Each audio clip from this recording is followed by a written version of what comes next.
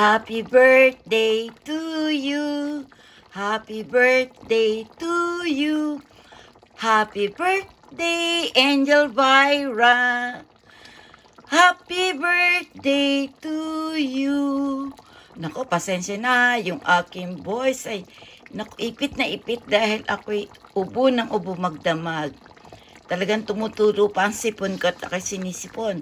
Okay, ang ating video for today is actually dedicated to our dearest, beautiful sister, Angel Byra Cruz Aguilar. Okay? Okay na. Guys, eto na si Byra.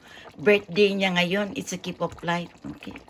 Guys, happy birthday, Angel Byra. O, tawag sa kanya, Elvira, no? Elvira, I hope that na masayang-masaya ka sa araw na to. May the good Lord continue to guide you and shower you and with the many, many blessing and also good health. Yan, para magpatuloy ka pang makapag-silbi sa iyong pamilya, sa mga anak mo, sa magiging mga apo mo, at sa iyong community. Saludo ako sa iyo at napakasipag mo. Isa ka sa inaasahan ko at pinagkakatiwalaan ng pagpapalaganap at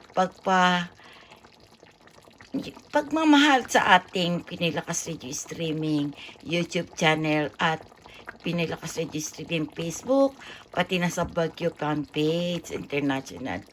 Guys, nagluto tayo ng pansit. Nagluto tayo ng special na to. Itong ating niluluto actually ay isang special na putahin na hindi ko pa nagagawa.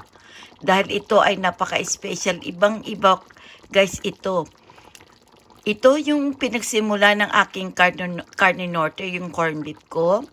Nilagyan ko ng green pea at saka diced carrots. Tapos merong potato. Tapos, ginawa kong pang basting or ang kanyang leftover. Yan na ngayon ang pinang sauce natin yan. Kaya masarap yan. Ang nilagay din natin na pampalapot at pampalasa bukod dun sa corned beef ay ang cream of mushroom. Tapos meron tayong steak. Yan yung steak, guys. Angus steak yan na ginawa kong hamburger na ngayon niluto ko. Inspired ng ng mushroom, cream of mushroom. Tapos, lalagyan natin actually ng paboritong gulay ni Doc ng asparagus. Ayan, guys. So, ayan. Ilalagay natin ang asparagus. Malinis ang kamay ko, guys, ha. Ilalagay na natin yung asparagus dyan. Ayan.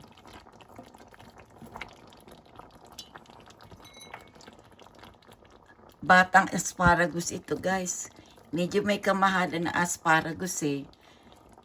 Pero sulit na sulit dahil napakasarap naman ito.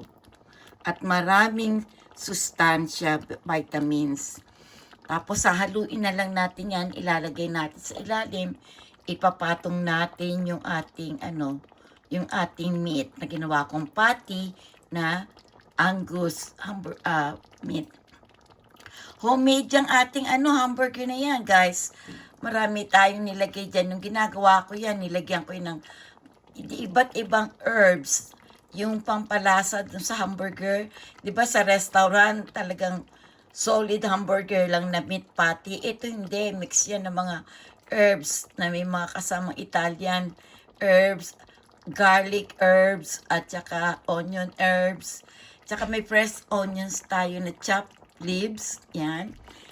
Ngayon, nagawa din ako ng cake. Kahit wala dito si Byra, gumawa ako ng cake para makapag-celebrate kami kay Byra. Dahil siya magsa-celebrate doon, magsa-celebrate din kami dito ni Doc. Ito yung ginawa ko na cake kay Byra.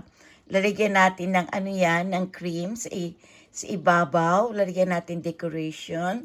Tapos, lalagyan natin yan ng ubi. Condensed milk. Ayan, sweet cow ube. Condensed milk. Yan siya, guys.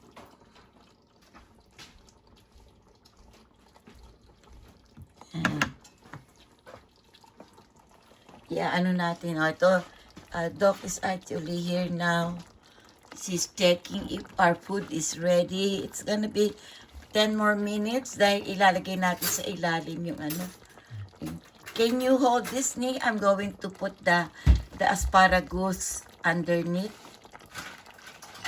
while I'm putting the Angus steak on top of it. Dot, I hope you won't. Oh yeah. Say, greet Byra for her birthday today. You sung it so nicely. Huh? You sung it so nicely. Yeah. I losing my voice actually. I've been coughing, I told you. Yesterday, I'm worse, ano ni. Yeah. So, yan. Maybe we can do some singing for Byra today. I'm not gonna sing, but maybe Doc can sing for you. You can request one song, Byra. Nako, big shout out din sa bagong nating bagong nating Pinilakas kapamilya, si Miss Cynthia. Miss Cynthia, thank you for being part of our Pinilakas. She is the kapitana ng Mindanao Mountain. Yan, doon sa pinagtuturuan ni Sister Marina Soreño in school. She's excited because I actually messaged her and sent her bag, and also wants to do some feeding program with her sa ating mga bata. You know, makatulong tayo sa mga bata. Yan. Yeah. 5 more minutes, Doc. Okay, guys. I hope my kids and my grandkids are here, and of course you too, guys. But I'm looking forward for next year. Hopefully I can come. Mag-hibernate ako when it's winter time because my back and all my bones are so achy here. So I'm gonna be going to the Philippines during winter time. I love you guys. Always remember, be human, be kind, be humble all the time. First bite is for Bagyo. Bagyo forever. Happy birthday, Byra. We love you. God bless.